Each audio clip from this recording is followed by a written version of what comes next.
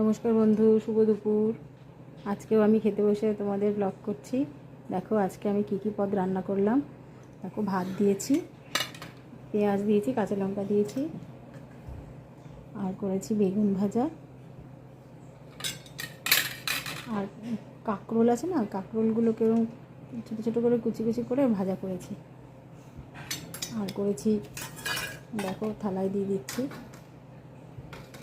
আর করেছি চালটা দিয়ে ডাল। দেখো বন্ধু,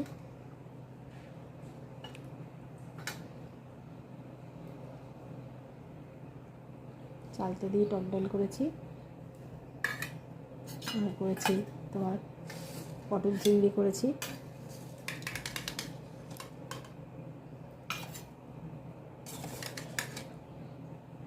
পটল চিংড়ি করেছি।